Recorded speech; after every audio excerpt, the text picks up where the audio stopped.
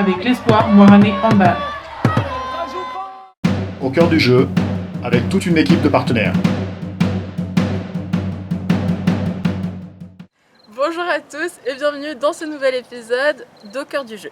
Un épisode un peu particulier aujourd'hui puisque Lucie m'a laissé son micro en ce week-end du 1er mai et nous avons quitté notre fief de Moiran pour nous retrouver ici sur les terres du club de Voiron.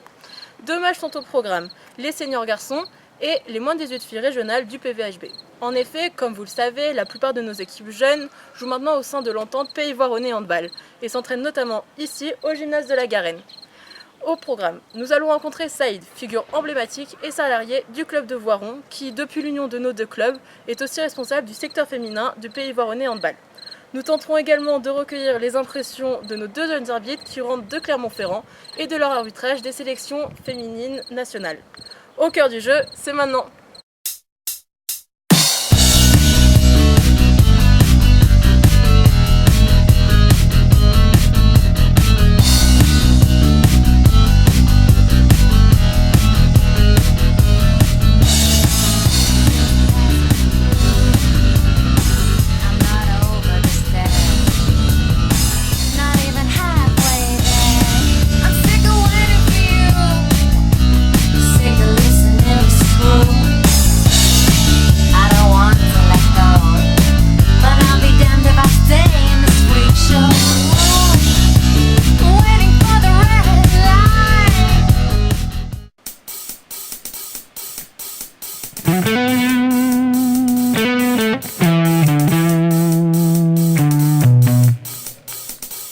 Ok, c'est parti.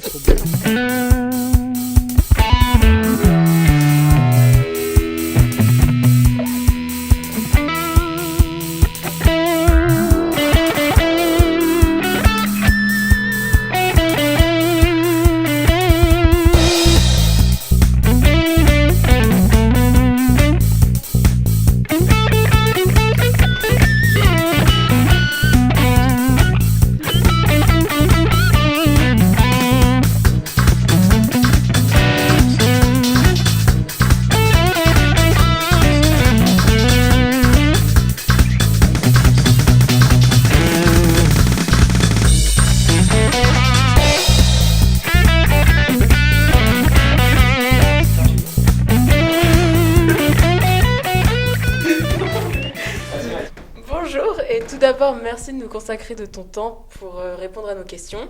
Donc d'abord j'aimerais bien que tu te présentes un peu personnellement. Donc déjà bonjour. Saïd, donc salarié du club de Voiron depuis maintenant 6 ans.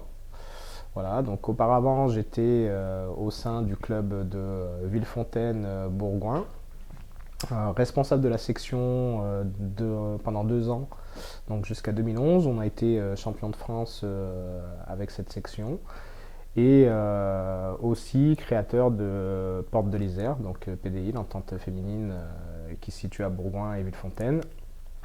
Et depuis ce temps-là, je suis à Voiron et depuis je fais tous les jours du handball et j'essaye de faire grandir le club autant que faire se peut. Looks like we have reached the end. I don't wanna live again. Down and out without a light. My eyes burning will ignite. I might just be out of luck, but I will run this place a month. Quelles sont tes fonctions précises au sein de Pays Voironnais Handball ? Alors au sein du PVHB, donc moi j'organise tout ce qui est les plannings d'entraînement, planning de match, le saisie des licences, faire en sorte que sur les manifestations et les journées qu'on peut avoir ici, il y ait assez de monde pour faire tourner le gymnase, donc police de terrain, table, arbitre, buvette, et en plus de cela, donc il y a toutes les interventions en ce qui concerne les écoles.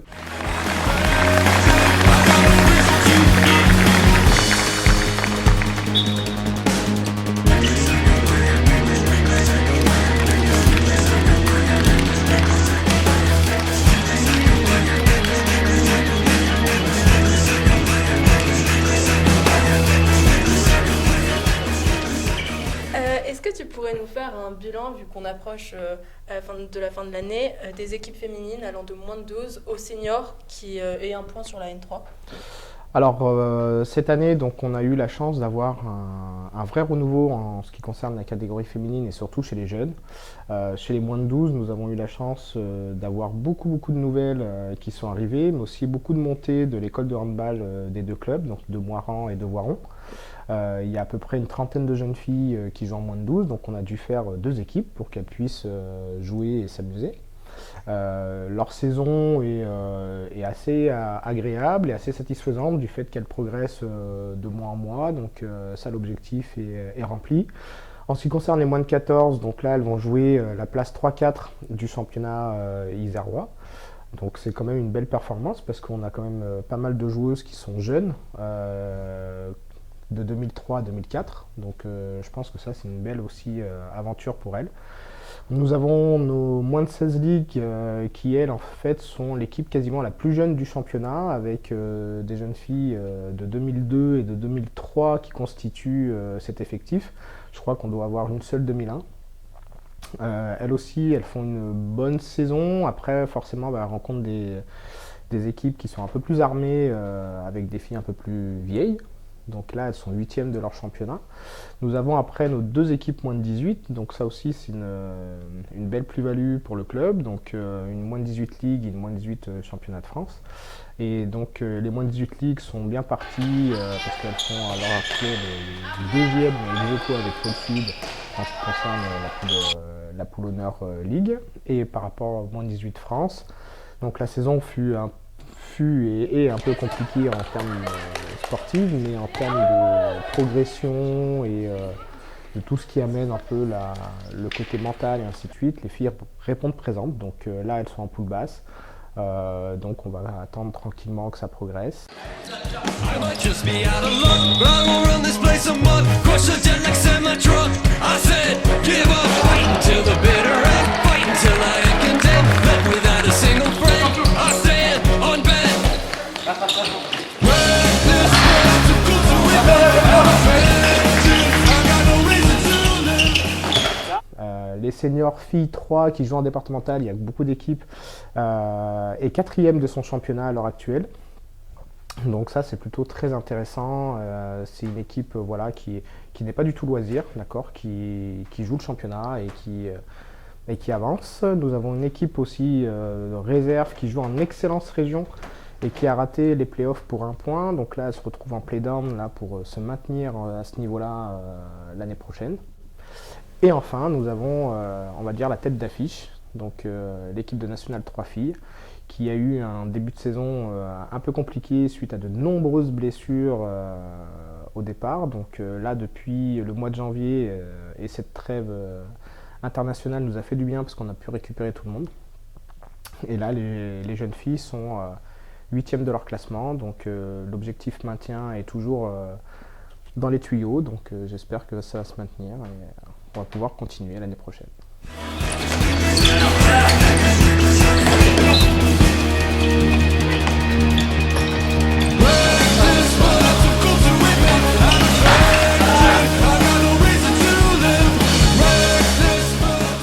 Et on parle beaucoup des joueuses, mais qu'en est-il des formations des arbitres, puisqu'ils sont partie intégrante d'un match à chaque fois? Comment on peut encourager des jeunes à prendre le sifflet? Ils sont joueuses, ils sont joueurs à la base, mais en même temps ils ont cette casquette d'arbitre. Et donc je pense qu'il faut faire en sorte qu'ils puissent vraiment être eux aussi en tête d'affiche des structures qui ont la chance d'avoir des arbitres qui sont performants. Et de cela, je pense qu'on peut aussi les amener sur le système de détection qu'on a pour les joueuses et aussi le faire pour les arbitres, donc les accompagner là-dessus et justement les mettre en avant par rapport à ça. Donc, parce que voilà, c'est pas parce qu'on est arbitre qu'on n'a pas le droit d'être sélectionné par exemple avec le comité ISER, après avec la Ligue, après avec la Fédé si jamais ça se passe bien pour eux. Et de profiter des stages justement, comité, ligue et ainsi de suite pour que les arbitres soient là et qu'ils puissent voilà, se former sur des situations un peu complexes de rapport de force, passage de force, et ainsi de suite, mais dans des situations de séance classiques. Et ça, je pense que ça serait vraiment un vrai coup de pouce à cette profession, parce que je pense que c'est une profession d'être arbitre, et une vocation même pour certains, donc il faut les amener justement à les mettre en avant. Bonjour à tous les deux. Bonjour. Est-ce que vous pourriez un peu vous présenter? Alors, je suis Pierre Pain, je suis étudiant en première année de STAPS, j'ai 18 ans et je joue au club de Moiran enseignant. Moi je m'appelle Thomas Pelat, je suis aussi en STAPS, on est tous les deux arbitres, donc on officie sur des matchs en général de région et de championnat de France, et je suis senior aussi en Moiran, comme lui. Depuis le début de la saison, vous enchaînez les arbitrages et les longs déplacements. C'est pas trop dur à combiner avec vos études de STAPS, parce que ça prend beaucoup de temps quand même. La formule STAPS à Grenoble, c'est-à-dire cours numérique et assez peu de présentiel, nous permet d'organiser notre travail comme on le souhaite dans notre semaine. Donc ça nous permet de libérer Les week-ends. du temps le week-end pour nous permettre de faire des longs déplacements. Après, c'est pas quelque chose qui nous dérange particulièrement, ça fait partie du truc et on aime ça aussi. On approche bientôt de la fin de la saison. Vous avez encore des rendez-vous importants? Ouais, là on a un rendez-vous qui se profile qui va être vraiment décisif, je pense, enfin qui va avoir une bonne importance. C'est les finalités interligues à Paris. Donc en fait, ça va désigner un champion de France. Donc je pense que ça va être vraiment très important. Nos arbitrages vont être vraiment scrutés. Vous avez aussi des objectifs pour la saison prochaine? Pour la saison prochaine, les objectifs sportifs, se faire plaisir et progresser le plus possible pour pouvoir accéder au plus haut niveau. Et comme je l'ai dit, on prend les matchs qu'on nous donne à siffler et on fait le meilleur de nous-mêmes sur ces matchs-là. Vous avez commencé très tôt. Or, on remarque que dans certains clubs, c'est de plus en plus difficile de trouver des jeunes arbitres. Est-ce que vous auriez des idées pour justement motiver des joueurs en moins de 12, moins de 14 à faire de l'arbitrage? Les jeunes perçoivent l'arbitrage comme une forme de pratique moins gratifiante que le jeu, mais c'est On une se idée fait reçue. plaisir en arbitrant. C'est ça l'est pas forcément.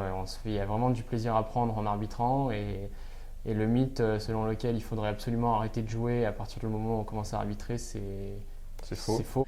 Ouais. Ouais. Après, ça peut être plus compliqué aussi d'arbitrer dans un sens où c'est vrai qu'on est tous sur le terrain, on est deux, quoi.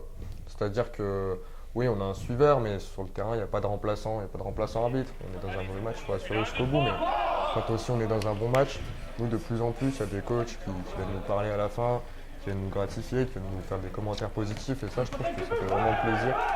Et c'est des comportements Enfin, on parle souvent que c'est en train de se dégrader les comportements au bord des terrains, etc. Mais ça, justement, je pense que ces coachs viennent faire des compliments aux arbitres. Je pense que ça donnera de plus en plus envie d'arbitrer et c'est important. D'accord. Écoutez, merci d'avoir répondu à mes questions et d'avoir consacré de votre temps. Bonne continuation. Merci. Merci. Pas de souci. Voilà, c'est fini pour aujourd'hui. Et retenez dès maintenant les prochaines dates importantes. Le tournoi sur sable réservé aux mini-handballeurs le 17 juin. Les finalités moins de 12 ans sur herbe le 18 juin à Moiran. Et enfin, la 18e édition de notre désormais célèbre handball le 23, 24 et 25 juin. Tous les infos et les formulaires d'inscription sont sur notre page Facebook et sur le site officiel du club EMHB.